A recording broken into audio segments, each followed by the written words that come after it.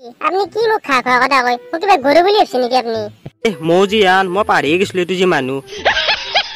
শুনো বা গোটাই এই দুদিন মানে এটি গোটাই কি ৰ'দ দিছে আই হা ৰ'দত ওলবা নৰা হৈ গৈছে আই স্কুলত যাবা নৰো কতি ফাটা ৰ'দত চালা মোৰ চুলি তুলি একেলগে মোৰো ৰঙা হৈ গৈছে দেখিছা না তই বদীপ কিনো কৰবি আনি স্কুল নাযাওঁ কৈ ঘৰততো আন ঘুমাই থাকিবা নোৱাৰো যদি কিবা কাৰণে স্কুল নাযাওঁ দুইটাইতো ঘূৰে ঘৰৰ পৰা বাহিৰ উলিয়াই দিব এ ৰচোন ৰ ইমান দেৰি হ'ল পাদে এতিয়ালৈ কিয় আহিব নাই স্কুল যাবৰ কাৰণে ওই দিনে তোমাক আগৰ পৰা আহি পেলাই ৰখি থাকে পাদে এটা ফোনে কৰিছা ৰ হেল্ল' অ পাদে কি স্কুল নাহা নেকি আই আমি ৰখি আছো তোক লাগি আহ এ প্ৰদীপ আজি স্কুল নাযাওঁ দে মোৰ ৰাতিপুৱাৰ পৰা কথা মস্ত পেটৰ বিষ জানা না গোটেই পেটৰ বিষ ধৰি মই বিছনাৰ পৰা উঠিবই পৰা নাই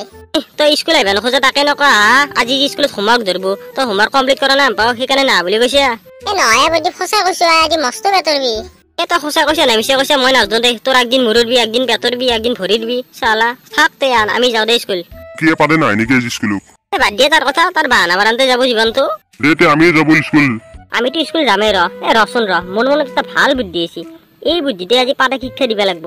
চালা এক যদি আজি এনকে শিক্ষা দেও ইয়ান জীৱনত স্কুল নাযাব থাকিব নোৱাৰে গম পাইছা কি শিক্ষা দিবি তই এ মই তোক ক'ব নোৱাৰো দে মই কি শিক্ষা দিম তই চাই যা মোৰ লগত থাক কোনোবাই স্কুল যাবে নাজানাই কিন্তু এই মোৰ ৰ'দখনত মই কিন্তু স্কুল যাব নোৱাৰো দে চালা কিবা নহয় কিবা বাহানা মাৰি ফেলে আজি স্কুল নাযাওঁৱে এ পাদে 9টা বাজি গেল আজি স্কুল নাযা নেকি এ ৰিতা মইতো কি কম আজি ৰাতিপুৱা উঠাৰ পৰা বিছনাৰ পৰা মোৰ মস্ত পেটটো বিষ হৈছে আই ঐ বাপৰে বাপ মই কথাই ক'ব নোৱাৰো তোৰ লগত কি কৈছা পাদে তোৰ পেটৰ বিষ হৈছে তই ৰাতিপুৱা ৰাতিপুৱা ঠিকেই আছিলি এতিয়া স্কুল যাওঁতে টাইমত তোৰ হঠাৎ পেটৰ বিষ হ'ল যে কিয় এ ৰিতা মোৰ পেটৰ বিষ কি হৈছে মই কেনেকে জানো মই কিবা ডাক্তৰ নেকি মুঠিতে মই আজি স্কুল যাব নোৱাৰো অ খুৰা পাদে স্কুল নাযায় নেকি আজি প্ৰতিবাৰে শুনো অ পাদেৰ বোলে আজি ৰাতিপুৱাৰ পৰা মস্ত পেটৰ বিষ হৈছে কি সেইকাৰণে স্কুল নাযায় ৰবা অ প্ৰতিবাৰে শুনি ধুন তোৰ দেখোন ধুন মই ৰাতিপুৱাই কৈছো মোৰ মস্ত পেটৰ বিষ বুলি হা তন্দে আৰু মোটা লাগি আছে এই পাদে আমি তোৰ লগ হয় না নহয় কৈছোন তই সেইকাৰণে আমি তোৰ ওপৰত বহুত চিন্তা কৰি আছো জানা না তোৰ যি পেটৰ বিষ হৈছে ৰ মই এটা ডাক্তৰ মাতিছো ৰ